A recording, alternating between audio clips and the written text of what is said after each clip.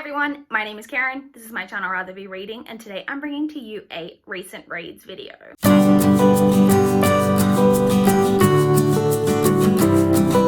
As always, it has been a week since I last checked in with you guys for a recent reads video, and I read 3 books this week, which is not a bad number. I recognize that's a lot more than most people read, but you guys know if you watch my channel that is a very, very low number for me. I had the worst reading week I've had in a really, really long time. There was a stage where there were over the course of about 3 days this week where I read about 20 pages over that whole 3 days. I don't even really know what was going on. It was for a variety of reasons. I wasn't getting much read like on my commute and while I was at work.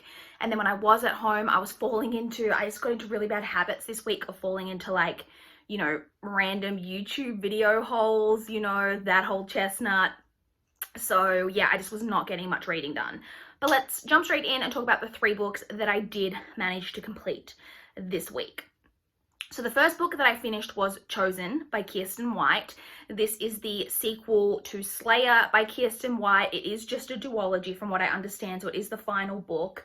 The first book, this is the series in case you didn't recall, that is set in the Buffy the Vampire Slayer universe based on the television show, which my favorite TV show of all time. We say it a million times, but we're gonna say it again because it's a very important fact when thinking about my thoughts. So if you saw my recent reads video last week, then you saw my thoughts on the first book. I ended up giving that one a 2.5 star rating. And I enjoyed this sequel even less, kind of, than the first one. I had basically all of the same problems that I had with the first book, that I don't think that it like lived up to the world and the setting that it was set in, like based on the show. Even though I can tell that Kiersten White is a fan of the show, but that can be part of the problem sometimes, I felt, because there are a couple of side characters from the show that come up in this book, which I'm not going to mention because I don't want to like give any spoilers for the show or for the books or anything. One of them, well, both of them felt very shoehorned in. Like, there was definitely times in both books where it felt like Kiersten White was really just trying to cram as much like references and little Easter eggs from the show, which like are enjoyable, but then it did start to feel like very like over the top. At some points it didn't start to feel like it was like naturally happening. So both of the 2 like kind of cameos by side characters felt very shoehorned in, like I said. And then one of them in particular, I felt like the characterization of that character was so off from like the character that we know from the television show. It just felt like really, it didn't work for me. And then on top of that, we have a character in this book, like who was a character in the first book as well, and their whole storyline in this book made no sense to me based on what had happened in the first book. Like, just in terms of characterization, kind of, again, the way that they were acting and behaving in this book just did not line up to me with the type of character that was established in the first book. It just seemed like a complete 180, and I just didn't seem very like grounded in, you know, the way that I thought that this kind of would have gone down. I don't know. I just had kind of a lot of problems with this overall. I ended up giving the sequel 2 stars. So that was the first book that I completed. I completed that on the weekend.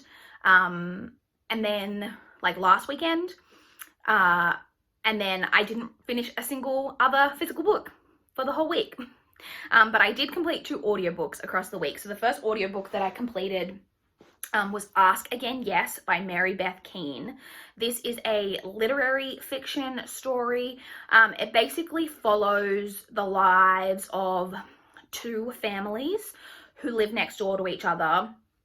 So when the story starts, it is 2 guys who are both police officers, are both, I think they're both, is one of them, or is it just the wife? Anyway, the families, at least parts of the families, are both, have migrated from, Ireland. So they're like Irish immigrants, and both of the husbands are police officers, and I think the story starts in the 80s, I believe. Like I say, and these 2 families live next door to each other.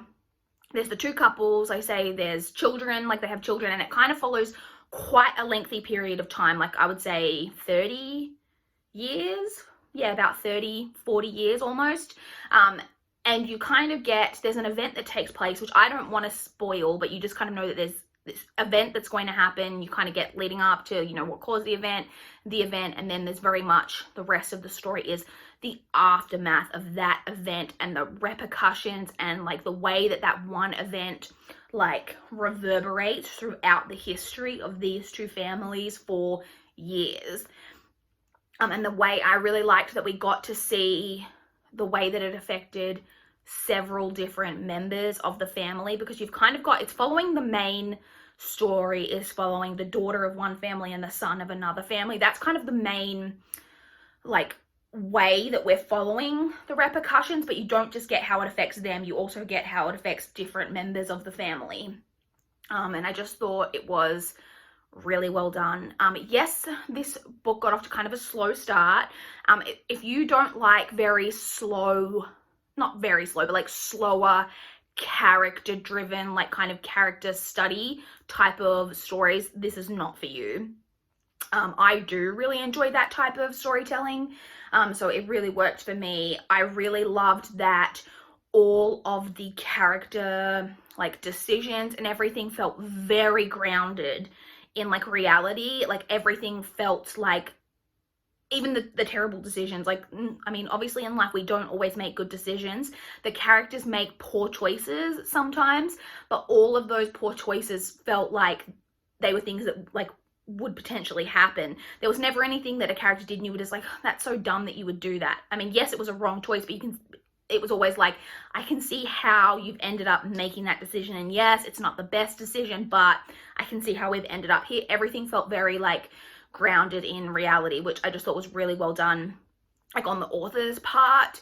And yeah, I don't really know what else to say about it. I say if you do like very character focused stories, especially one set across the course of several years and looking at different members of families and things, then I would definitely recommend checking this one out. I thought it was really well done, and in the end I gave that 3.75 stars. I forgot to say that that one was narrated on audio by Molly Pope.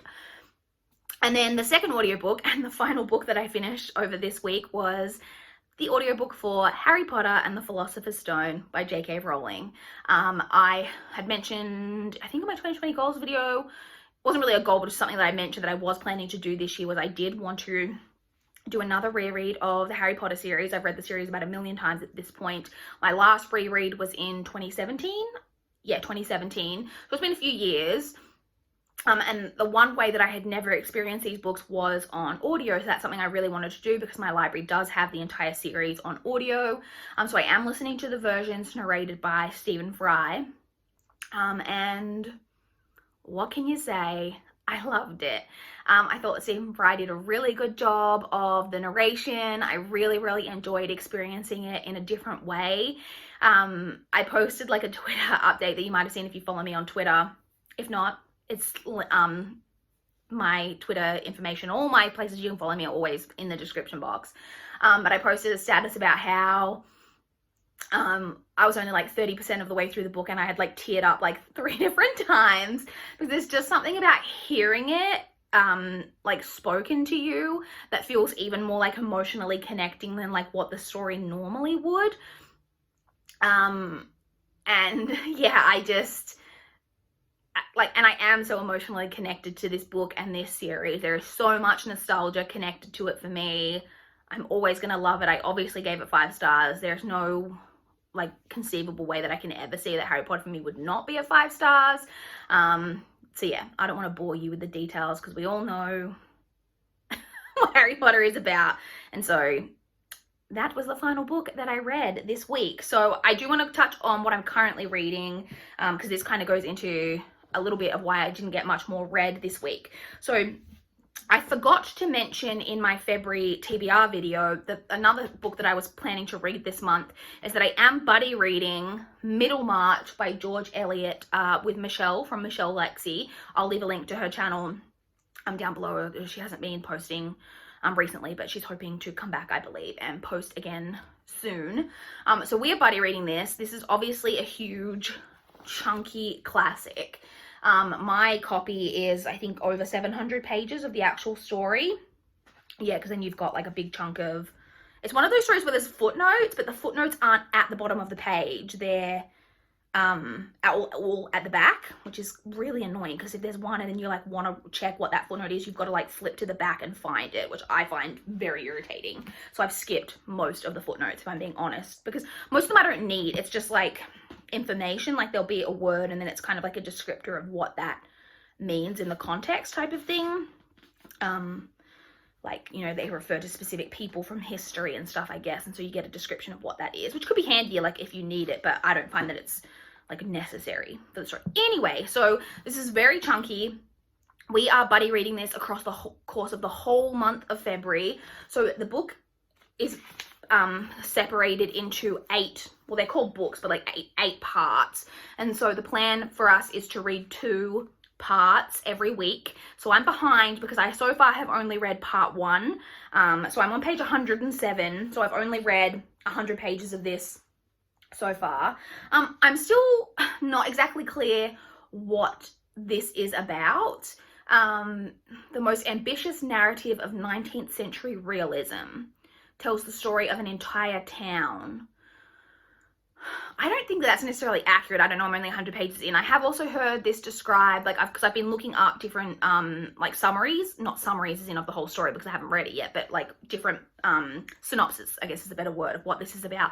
I've heard it described as being a study of education and different types of education. From what I understand, you do follow 4 different characters mainly and getting to see the different parts of their lives. I think, I don't really know, I'm only 100 pages in yet, so we've only really got one character's kind of lead in, I guess, so far.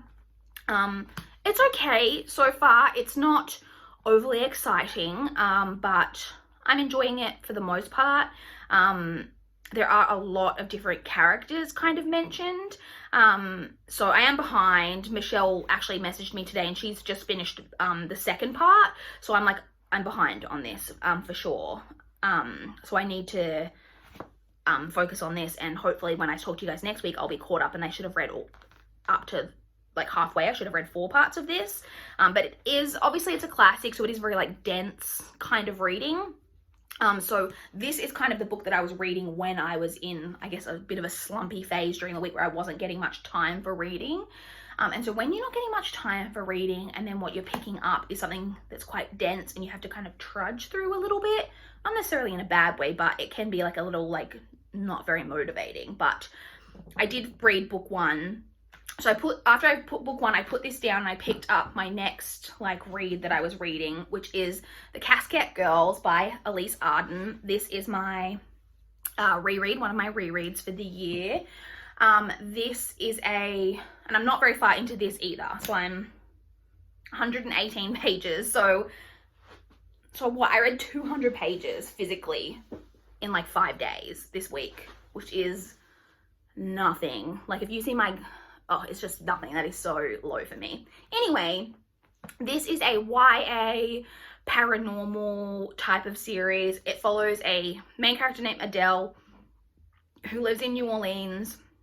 And there has been basically the biggest storm, like hurricane in all of history has taken place. The entire of New Orleans was evacuated, etc. And her and her father, but she lives with her, just with her dad. It's just her and her dad, and they are returning to New Orleans after the storm. They're like some of the first people to kind of go back. And they are going back following the storm, and that's very much not what this is about. But so, and I will say, I've obviously read this book. I've actually read this book twice. It is kind of slow to get into. It's enjoyable and I think it's engaging, but it does take quite a while to get into the meat of the plot. This book is 560 pages, so it is chunky. So basically, like I said, I'm 118 pages in. That's all that's really happening so far, but I can tell you that this is, like I said, paranormal, urban fantasy type of stuff. It involves witches and voodoo and shapeshifters, I think, and vampires and lots of stuff. So obviously a lot of people died in the storm, and there is already some creepy things going on in this, in that there are a lot of people dying in New Orleans, even though like that aren't storm victims. Like since the storm has ended, there are a lot of like people turning up dead. So there's that kind of like what's going on with that, and then also that Adele is kind of experiencing some weird phenomena. So yeah, that's kind of all I can really say about this, I guess. Like I said, so I am currently reading this. So my plan for this weekend is to power through and finish this. Like I said, I've still got over like, I've got like 440 pages left of this. So will I even manage to finish this weekend? I'm not sure. I am out tonight. So I don't know. That could be ambitious, but my plan is hopefully to finish this weekend. And then I'm going to go back to this and read at least book 2. And because what I had originally planned to do was read a part of this or a book of this, and then read one of my other books, and then a part of this, and then another one. But I am kind of reading this series at the same time, and these are really chunky as well. So I don't know if that's exactly going to work out doing it that way, or if I'm going to keep falling behind, but we'll see. I do want to finish this and then go back and at least read, maybe I'll read the next 2 parts. I don't know. The point is I'm going to still be reading these. So I'm hoping, I mean, I definitely won't have finished this next week, because like I said, we are budget reading this across the whole month, but I hopefully will definitely have finished this, and hopefully pray for me that I have a better reading week this coming week than what I had last week. But yeah, I'm kind of rambling now, so I'm gonna go. I would love to chat with you guys in the comments down below if you've read any of these books, if you've got any thoughts, or what you guys have been reading recently. How did your February reading month start off? Because like I said, mine got off to a terrible start. But yeah, I would love to chat in the comments down below. Please like this video if you liked it. Please subscribe if you want to see more from my channel. That is all I have for this video today. Bye guys.